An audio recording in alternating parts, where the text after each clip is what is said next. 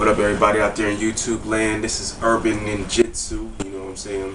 My other YouTube page dedicated to my art, my foundation, Ninjutsu, you know what I'm saying? The reason I'm calling it Urban Ninjutsu, well, a lot like how the Black Taos is, this is going to give like a more, I say, outlook that my instructor gave me on Ninjutsu, because you know, like he said on his MySpace page, you're not gonna be walking around the grocery store parking lot, you know what I'm saying, with a ninjato on your back or ninja katana, you know what I'm saying, strapped to you, you know, just to go buy groceries. You're not gonna do that. And secondly, you're not always gonna have a knife unless you do what a lot of practitioners that practice weapons forget to tell you.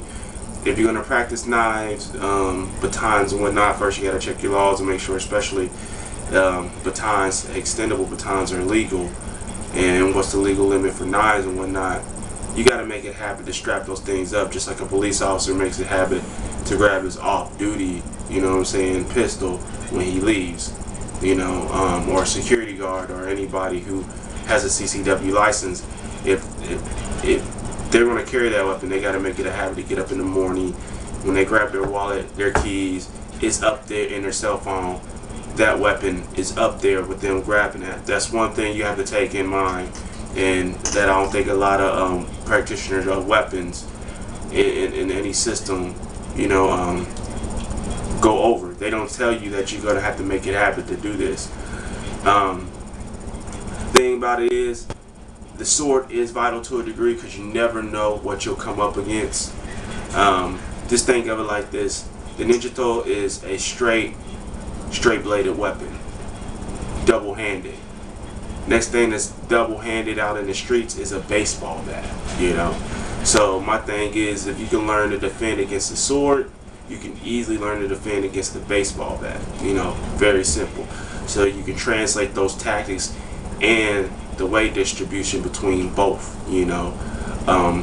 At least with a baseball bat, maybe one hit, that'd be maybe like a headshot, body shot or something like that, be enough to take out an opponent if you was able to disarm and you had multiple opponents and one of them had a baseball bat. So they translate one into another. I am going to be completing my training in Panther. I'm in contact with my Shidoshi. He just stays like an hour away in Columbus, Ohio. I'm in Dayton, Ohio, so y'all can Google that. Yeah, Google's that stuff, by the way. And I'm gonna continue to train in Ninjutsu also under Ashu. Yeah, I hope I'm saying it right. Ashu Christina Jacobson of the Budo-Ryu Ninjutsu. So, you know, I'm feeling what the Budo-Ryu is about, you know. Everybody's like, why didn't you go to the Dayton Bujinkan or anything like that? It's kind of like going to church. You got to go into a church and you got to feel like you want to be there to a degree. They're not going to pressure you in a church to be there. They're going to, you know, that's the same with any martial arts style or dojo, dorain, whatever you may study. You got to feel like you want to be there, you know. So that's why I'm going to train at a distance for her. So y'all be looking at my progression. Well, you can check out my progression for my Budo-Ryu training on my other page, Black Lion, you know what I'm saying, look that up, BLAQUELION, here on YouTube. Y'all can look at my progression on that. But I'm going to give you the outlook from, you know, Panther Ninjutsu and Taijutsu on.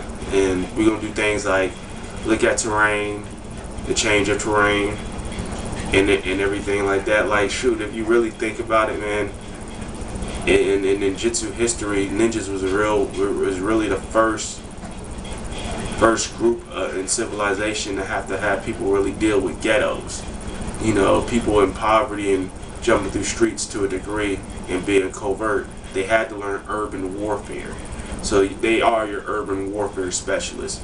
You know, I have mad respect for everybody in Tokakure-ryu, and any other rule, you know, got full respect. Way of the Wind Foundation, got mad respect for them, because, you know, whether everybody has dislikes or not, and Scott Tobias might disagree with this.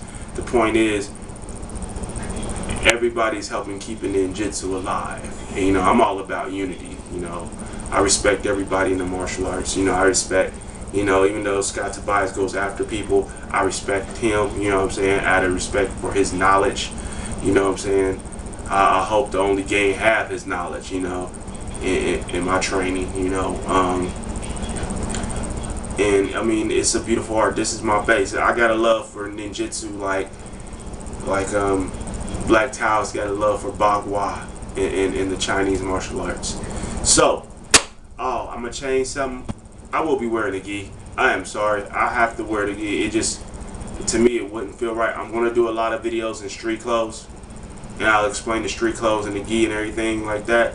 But yeah, I will be wearing a gi, and my training partner will be wearing a gi also. So yeah, the gi is gonna come into play. But like I said in the first introduction, you're not going to be wearing a gi out. You're not going to wake up every morning and throw on a gi and walk outside and say, hey, you know, you're not going to do that. So, yeah, that ain't, yeah, I'm going to be wearing a gi. About to hit on another subject. Some of you might be asking, this thing been up for a while. When you going to load up some videos? I'm getting active today. I'm about to go edit some, burn them down on the disc, and then after that, this is coming. Then after that, you're going to see back-to-back like 3 other videos. One to be of Shidoshi Charles Bond, the creator and inventor of Panther-Root Ninjutsu, giving a demonstration that I loaded up on my other page, but I'm going to load up on this one just in case you missed it. Then me showing my Taijutsu body movements, you know what I'm saying, that he's taught me. You know, I think I did it a few months ago after practice. I just recorded it. And I'll explain everything I'm doing. I'm about to go through it, type it up, and watch it and write it down what I'll be going over. So yeah, definitely check that out too. So everybody, thank you for staying subscribed. I'll be getting more videos up. I'm gonna be recording tomorrow, hopefully weather permits. My boy Marius, you know what I'm saying, we're gonna call him the Scorpion King. I'm the Monkey King, he the Scorpion King. Get this thing popping. So thank you and have a great day. Please stay tuned, please subscribe, tell your peoples about it. Urban Ninjutsu.